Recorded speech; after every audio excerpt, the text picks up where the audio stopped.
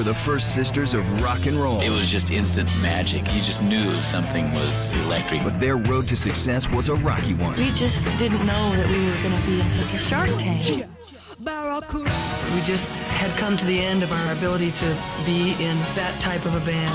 It's about the effing music. Behind the Music Remastered, Heart. An all-new episode next. Watch full episodes of Behind the Music Remastered now at vh1classic.com. Rock band where women ran the show. And what a show it was. I'd never heard a woman sing the way that Ann Wilson sang. It just knocked me out. They rocked as hard as anybody did. But for sisters Ann and Nancy Wilson, rocking hard was never the problem. It was getting rock that took its toll. The headline was, "It was only our first time." Of course, the meaning was we were lesbian lovers, you know, sister lesbian lovers. We just didn't know that we were going to be in such a Shark Tank. Some of the biggest dangers were inside the band, where a love triangle nearly tore Heart apart. Ooh, you better keep your love now, keep your love alive. It's a little bit like Fleetwood Mac, you know, because I was still living with Roger, but I found myself being attracted to the drummer, the band. I was falling apart, and I just lost it. God, that was just the most difficult thing I've ever gone through. It was a very incestuous, weird time, and had disaster written all over it. But the weird times were just beginning. Ann and Nancy had to survive both band and romantic breakups, and somehow came out of the hard times bigger than ever. What about love? Don't you want someone to care about you? There was a week there where I think everything was #1, Heart. But then Ann found out that bigger isn't always better. In the morning, there'd be this review that would say, "Oh, how tragic. In the place of the once svelte, raven-haired siren, there's now this red-headed monster." How do we ever keep this secret? A Break from Heart offers artistic freedom with the Lovemongers and the chance to raise families before a triumphant reunion. Now, the first sisters of rock and roll, Ann and Nancy Wilson, Heart, Behind the Music. Hey, baby, I'm talking to you. Stop yourself and listen.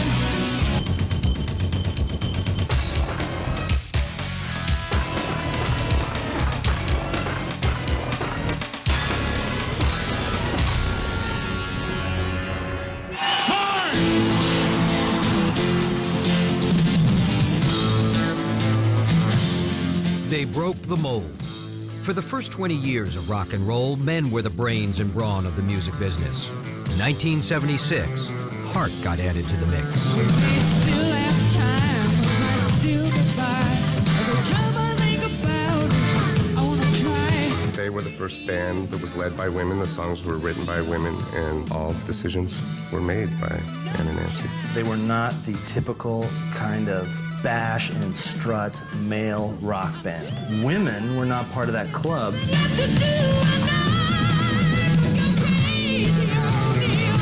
Ann and Nancy Wilson not only broke down the club's doors, they did it on their own terms. Kick it out! We weren't going to be sold as cheesecake. We were going to be ourselves. How we look has never been what's been important to us anyway. Hello? It's about the effing music, you know? Ever since I was a baby girl, wanted one thing most in this world. It was to keep my love alive. But in many ways, Heart has always been about something deeper than music. It's been about blood and sisterhood. That's an amazing dynamic to have the two of them get along and be able to work and live together and do so much together, and yet they're really different, and they're definitely yin and yang. We have like an ESP that happens between us. It's almost like we don't have to even finish a sentence or even say anything sometimes. It's like, oh, I know what you're thinking. You know, it's DNA, it's chemical, but it's, yes, also magical, I think. That magical chemistry started in childhood. Their dad, John, was in the Marines, and Ann and Nancy, along with older sister Lynn, followed their parents to military bases around the world. Music was everything. And we lived in these strange and odd places, Panama, Taiwan, and there was no music as we knew it there for us, so we made our own, always. The family settled in Seattle in the early 60s, and it was there in the spring of 1963 that Ann came down with mono and missed 3 months of school. To keep her from going stir-crazy, her mother bought her a cheap guitar, but it was Nancy who fell in love with it. We had a family nickname for her, which was Whiz Fingers. She took over Ann's guitar in fairly short order and really sped ahead in her virtuosity. And there it was. She was a natural. I just ate it up. I couldn't stop playing. As a matter of fact, I brought the guitar in bed with me. You know, I slept with it. Literally. Not real comfortable. But, you know, it was symbolic to me even at the time. It was a romantic, symbolic thing. He was my first boyfriend. But while 9-year-old Nancy could still revel in romantic symbolism, 13-year-old Ann was confronting her own much harsher reality. There are several grandparents in the background who were obese. And when Ann was born, she was a 10-pound baby. She has those Wilson genes. Hitting puberty, you know, where girls just naturally either become so self-confident that they're popular or they fall off the cliff of being totally ugly, totally unpopular. Everything's wrong with them, you know. And of course, I fell off the cliff. Ann's salvation was singing, and she and Nancy spent their teens performing at churches and neighborhood parties. I was painfully shy, mostly owing from the fact that I stuttered really badly. And singing helped me open my mouth and utter a smooth, unbroken, unstuttering phrase for the first time in my life. When Ann turned 18, she decided to make singing her life's work. She played with a number of Seattle bar bands until the day she answered a newspaper ad that changed not only the course of her life, but many other lives as well. An ad looking for a lead singer for a band called Heart. It was just instant magic. It was really powerful, good vibe. Really, you just knew something was electric there. Everyone said, okay, well, everybody needed money, so I said, well, let's just start learning songs. Heart was on their way. But just ahead, Ann and Nancy find that songs weren't the only things they needed to learn. It was a takeoff on a tabloid advertisement, but when you looked at it in context with these two naked women, apparently, back to back, you think, oh, gay sisters. When Behind the Music continues.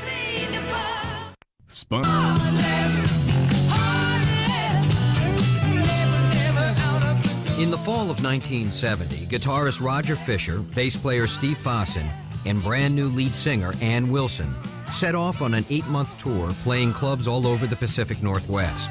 That tour was where Ann discovered the magic of her own voice.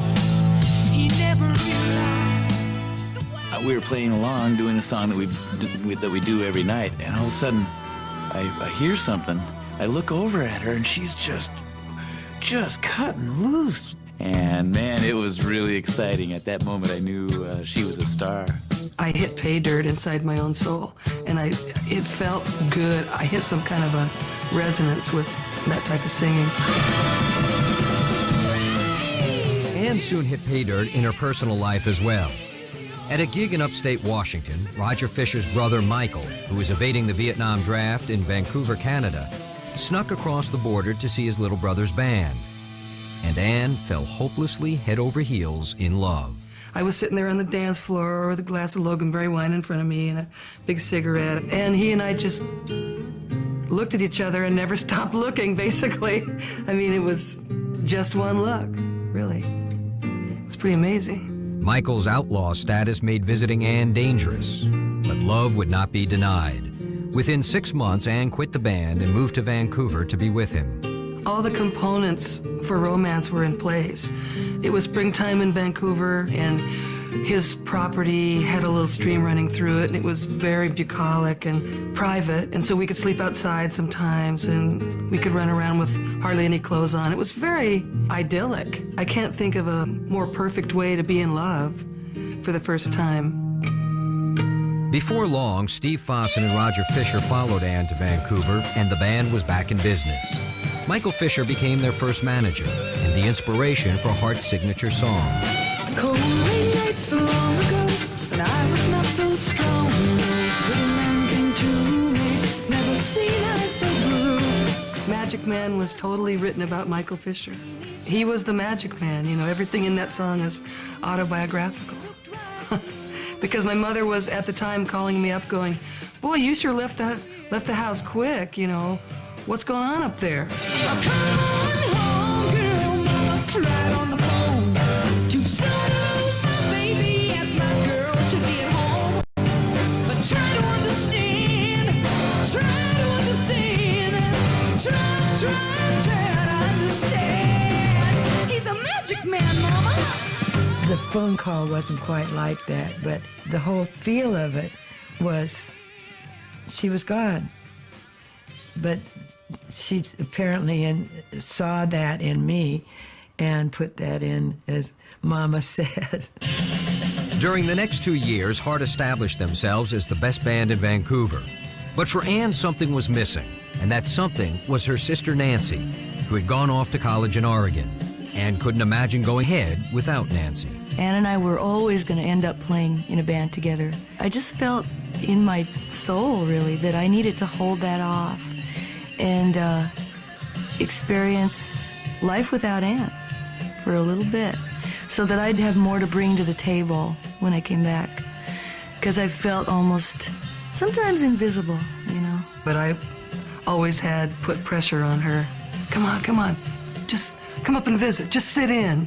You don't have to join. We can write songs together. We can jam, you know. I couldn't let it drop.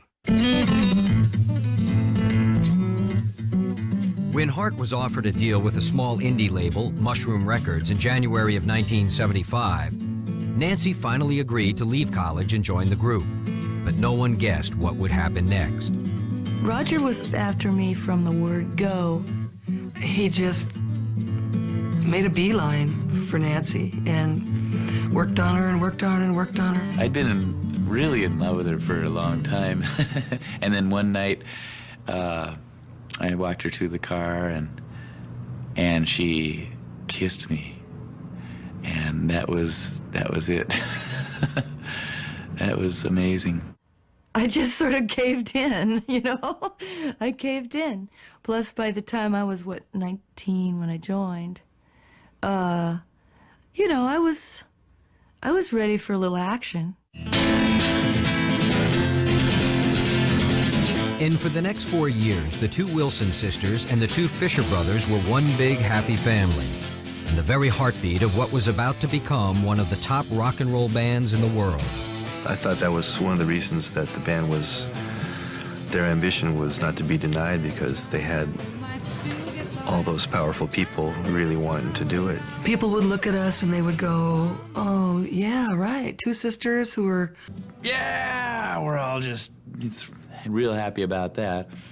And the good news is you're going to open up for Rod Stewart in 4 days. And then the next minute, we're on a train to Montreal, heading on the Glory train. We're on the Glory train, heading for the Glory gig of all time. Heading out this morning into the sun.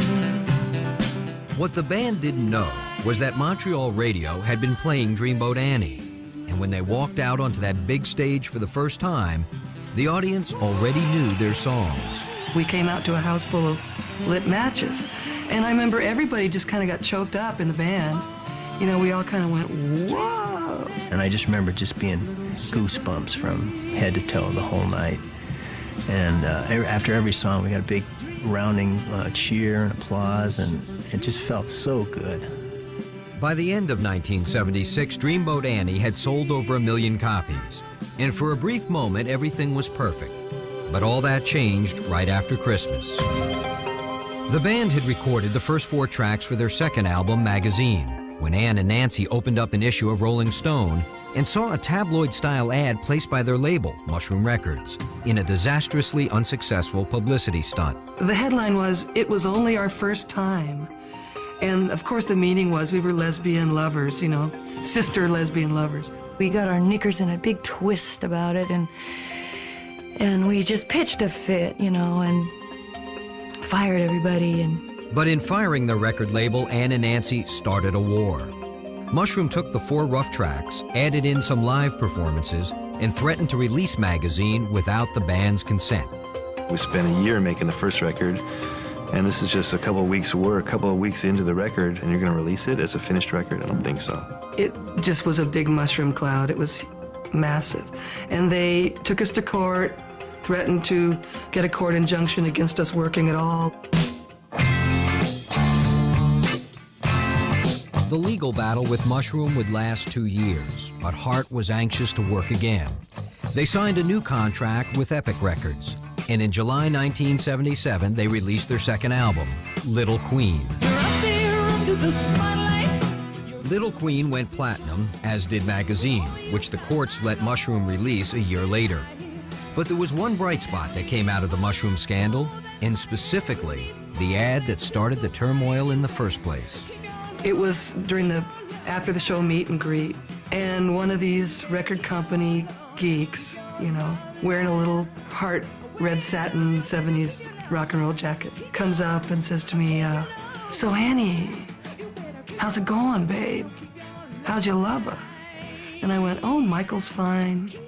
He's just fine, we're great. And he goes, no, not Michael. Your sister, you and your sister. And that made me so mad that I went back to the hotel and wrote the words to Barracuda.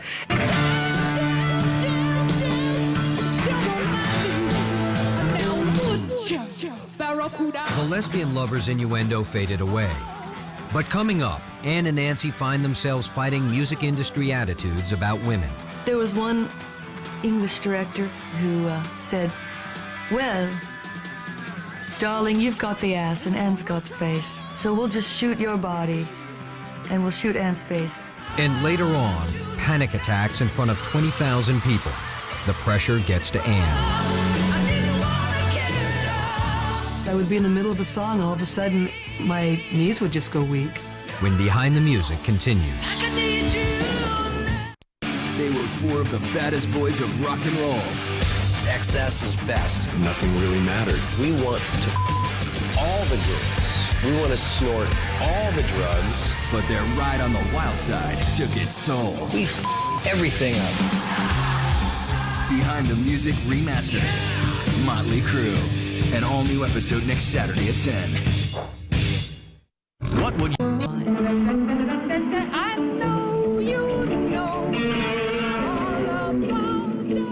In some ways, Dog and Butterfly did just that. It was not only Hart's 4th multi-platinum album in a row, they were all still on the charts. But behind the scenes, Hart was bleeding. The 2 relationships at the core of the band, Ann and ex-manager turned co-producer Michael Fisher, and Nancy and Michael's brother, lead guitarist Roger Fisher, were about to unravel. It's so amazing for a person to look back on their life to a time when they had everything going for them, just a dream come true. And then they mess it up with drugs and alcohol and the ability to be unfaithful. But I did. And when Nance found out, it was just such a tragedy, you know? It was such real shame. For 4 years, Michael and Ann and Nancy and Roger had been in control of the band. But as Nancy tried to break up with Roger, that power structure turned out to be their biggest liability. You know, it had to have been a very awkward situation because you had 2 brothers, 2 sisters, all kind of vying for control. It was a very incestuous, weird time, and it definitely wasn't healthy, and definitely, you know, had disaster written all over it. And then it got even more complicated because Nancy realized that she was falling in love with their drummer. As I was still living with Roger, but, you know, I was starting to have a crush on Mike Trosher, who probably didn't even know that I was having a crush on him yet. But I knew I needed to get out of my situation with Roger. A couple of things happened a couple of times that I was just oblivious to. I should have picked up on, but I didn't really. And then I had to I had to have somebody else tell me. By the time Hart went out on the road to support Dog and Butterfly in the spring of 1979, it had a new lineup, at least offstage, where Nancy and Mike DeRozier were together as a couple. On stage, Nancy and Roger tried to pretend nothing had changed. I would just try to be happy campers together on stage. Come on, it's a show. Let's be happy. But you know, he would just have this intense, piercing glare. His eyes were like coals, just burning into me every time I look over. He was like, "Why?" You know.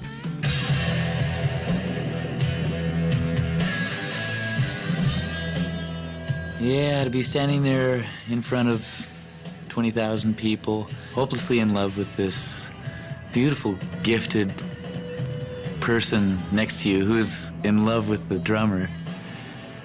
God, that was just the most difficult thing I've ever gone through. Throughout the tour, Roger tried to maintain control. Finally, in Portland, he lost it in what has come to be known as the Great Kabong Incident. I was falling apart, and my guitar wasn't staying in tune, and I just lost it. And, you know, you've seen people destroy guitars for show purposes. This was not that. He did another kabong back in the dressing room that was right next to Nancy's head on the wall that I thought was extremely inappropriate and rather symbolic. So, you know, I grabbed her and we basically ran out of there. Weeks after that incident on Halloween 1979, Roger was told by management that he'd been voted out of the band. Roger's dismissal was just the first shoe to drop.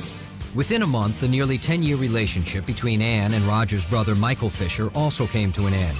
And while Ann and Michael, who declined to appear on this show, each have their own version. To a certain extent, we were like, come on, let's go, let's rock. Come on,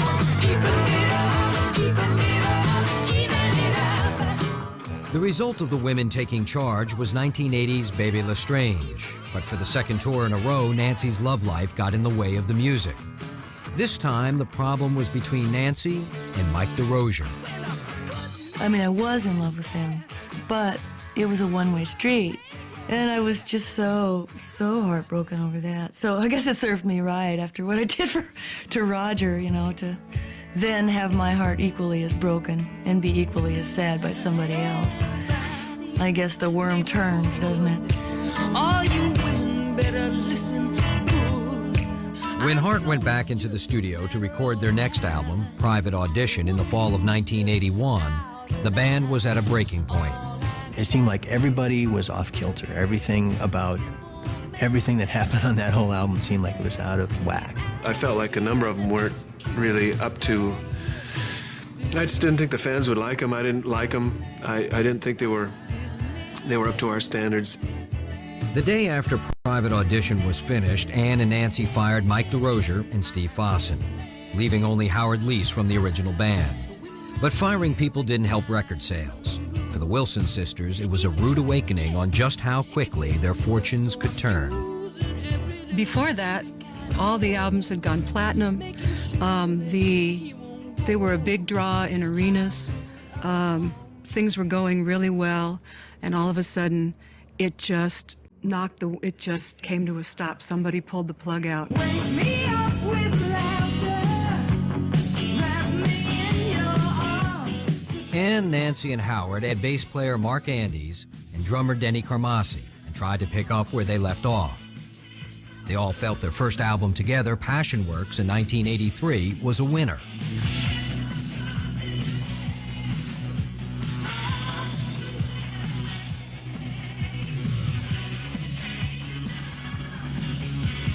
But their record company, Epic, didn't seem to agree. Passion Works barely cracked the top 40, and Epic didn't renew their contract.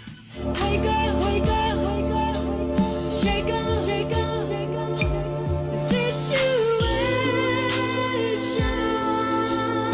It was at that low point, when everything was at its most uncertain, that Nancy's friends fixed her up with Cameron Crowe, a rock journalist who has gone on to write and direct the films Singles and Jerry Maguire. Well, knowing Cameron as well as I do and as I did, I knew Nancy Wilson for 5 seconds and knew that she would be Cameron's dream girl.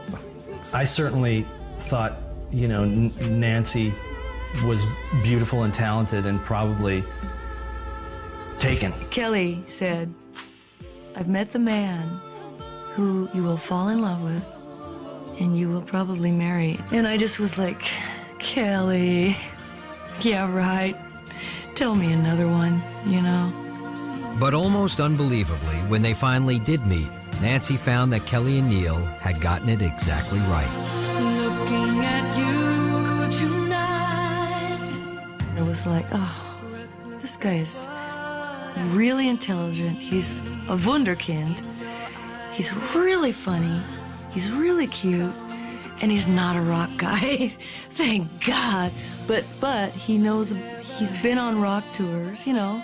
So he gets the life. He knows what the life is. So how unbelievably perfect is this, you know?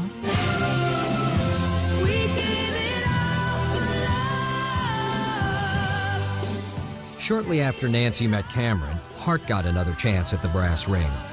In January 1985, they signed with Capitol Records. But some people within the company were anything but certain they had a winner on their hands. A lot of people at Capitol, to be honest, when we were talking about signing them, said, they're old, there has been. We were poised at that point to make one last try. You know, we knew if we didn't make a hit record, we'd probably get dropped from the label and that'd be it. Hart's self-titled ninth album was more than a hit. It was a smash, spawning 4 top 10 singles, including Never and What About Love.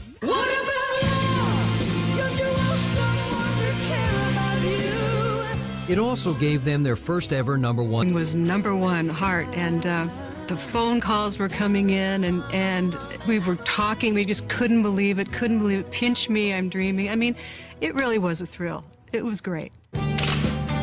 With success came a new look, thanks to a complete makeover by some of Hollywood's best designers and photographers. It's an incredible illusion. It's what it is.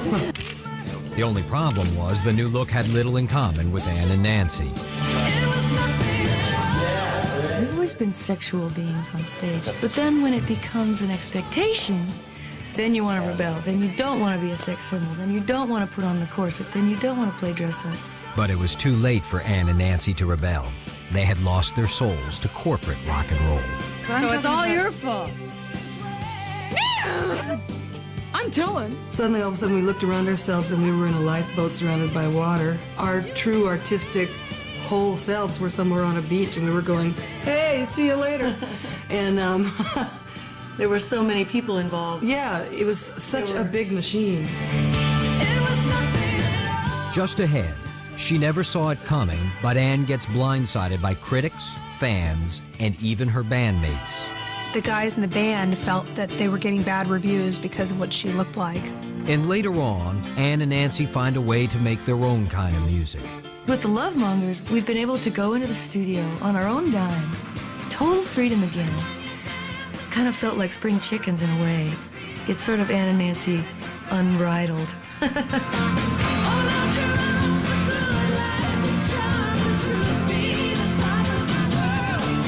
When Behind the Music continues.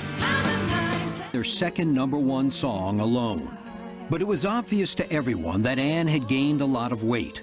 To the people trying to market Heart, Ann's weight was viewed as a liability. And especially when it came to their music videos, Ann became the subject of a full-scale cover-up. The gold mold. Right, Remember the gold mold? They carved out this thing that looked like they poured molten gold in, and then out comes the golden girl. And then they would have me in a welder's outfit. Ann found only partial relief on the road. Audiences would give her standing ovations night after night, but the reviews would never mention that. No matter how much energy or heart or soul I poured into my singing, how much emotion and sincerity I did it with. In the morning, there'd be this review that would say, oh, you know, what's wrong with her? How tragic, you know. In the place of the once svelte, raven-haired siren, there's now this red-headed monster. The relentless criticism took its toll, and Ann began to suffer panic attacks on stage. Without Nancy, she would never have made it through the tour.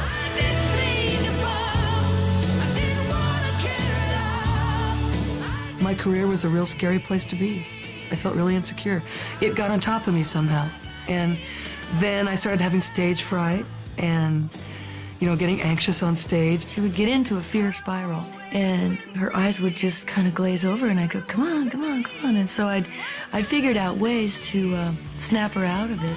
Heart did another record, Brigade, in 1991.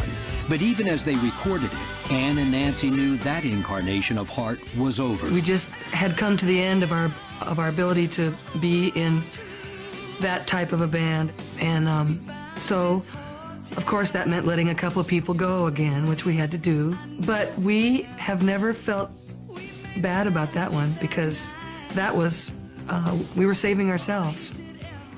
Before we were saving the band, this time we saved ourselves. They took a much-needed break at home with their families. Nancy with her horses and dogs, and Ann with her adopted children, Marie and Dustin.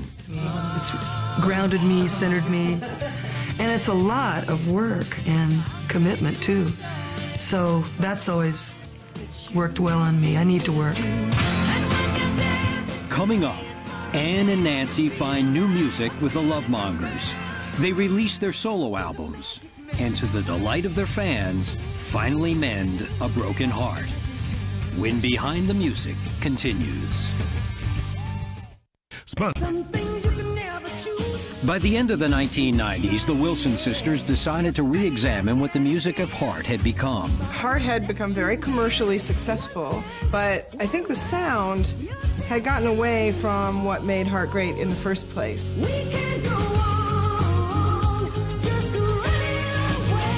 And we wanted to go back home and remember why we started, because it had all sort of gotten out of hand. They had to reclaim their own heart and their own passion for music.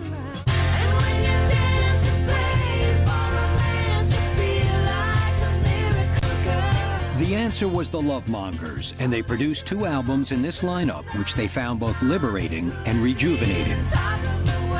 The Lovemongers was just really fulfilling because we could do whatever we wanted. It was a palate cleanser, if you will. It was really a great little band. We put out a few albums, and we made some nice music together.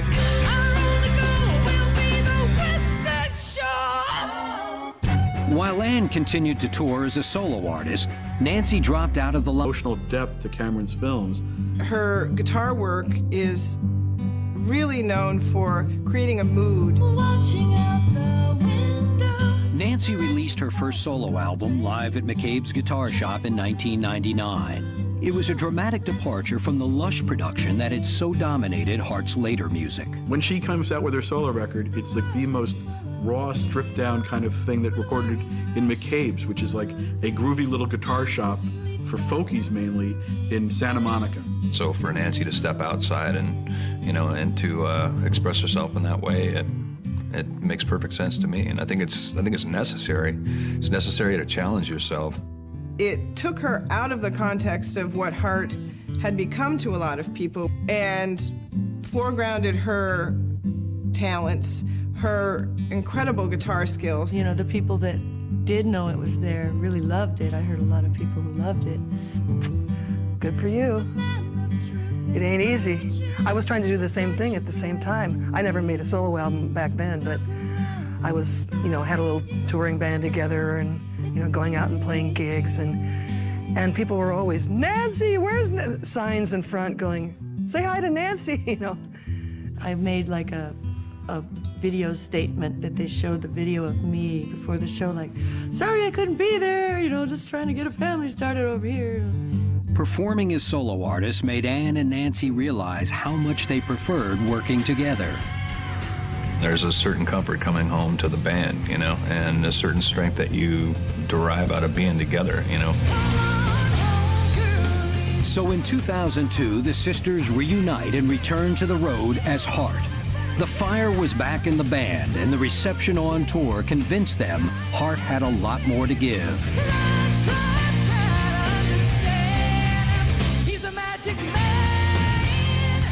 The electric charge of standing on a rock stage, playing big, bad rock guitar, and really loud, you know? Need to rock, need to rock. Thank you so much for being here. Now we go make an album. They returned to the studio to record their first new album in 11 years. To get more into the production myself. She knew what she was doing. She had come along so much that we trusted her to do it.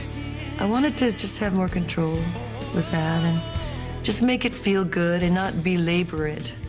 I wish that people would seek it out because it's actually really a good album. Jupiter's Darling was a really strong record, and it pulled together the strains of past Heart and brought it into today very, very well.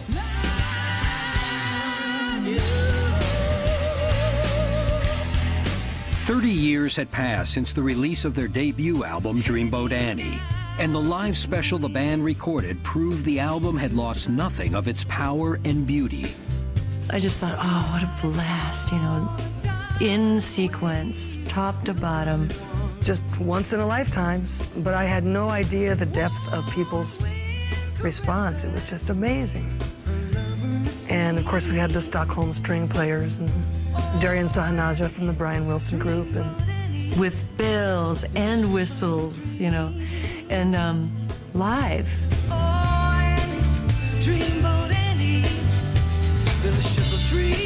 While celebrating past glories, Anne had also been recording her solo album with an amazing collection of guest artists. The songs on Hope and Glory reflected Anne's growing concern for the planet and the future of her children. And all the young dudes fighting far away from home. Anne's solo album, Hope and Glory, and working with the producer Ben Mink, is really kind of a masterpiece. The broken place is strong. She's giving you her sort of outrage at the state of the world environmentally, sort of outrage at war politically, and also trying to go back to what is most meaningful to her, which is, you know, a kind of a mother's love.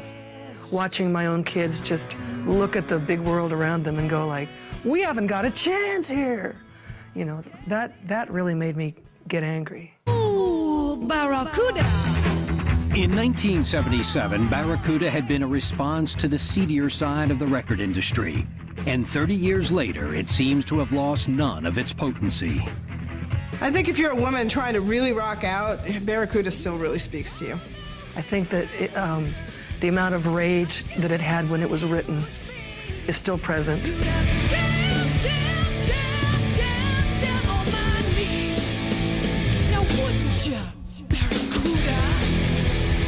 Now we live in a world of crotch shots, you know, and jokes about lady lumps. It's only gotten worse. I'm fairly confident there are still idiots like the guy who inspired Barracuda. But there was one person who didn't seem to understand the message. We were watching the Republican convention. We had a night off. I want to use the word Sarah Palin and Hart in the same sentence, and I think they didn't want it either, which is pretty much why they objected to the use of Barracuda. But had the girls risked alienating Republican fans? Hart ran the risk of alienating Sarah Palin, maybe, but they could live without that you know, Alaska constituency, I guess. Hart's influence as musicians and songwriters had always run silent and deep. But after 30 years as a band, the time seemed right to be publicly recognized by the industry and other musicians, including those from Seattle, that had followed them. I think Hart is a very important and integral part of the Seattle music scene. In a weird way, I think there is no Seattle scene as we know it without Hart. I think as time has gone on, Ann and Nancy have become more and more valued in the Seattle community. They were really the classic rock band that stayed hip enough to notice something happening in Seattle and to give it a kind of blessing. The Wilson sisters believe it all starts with the songs, which is why they were delighted to be honored in 2009 by the American Society of Composers, Authors, and Publishers in recognition of their work as songwriters. And this award means so much to us. And what what a legacy of performances, songs, and recordings Heart has given us over the last 35 years. They're just these two women who have spent a lifetime communicating with one another and with millions of people who love them. Probably the main thing, I guess, is that you strive for is to try to find some sort of That sound is something that carved its own special place in rock history. As the accolades roll in, you would forgive Ann and Nancy Wilson for sitting back and taking life easy. But it is just not in their nature. They need to write songs. They need to sing. And so with tours fixed and a new album planned for 2010, the story of Heart is set to continue.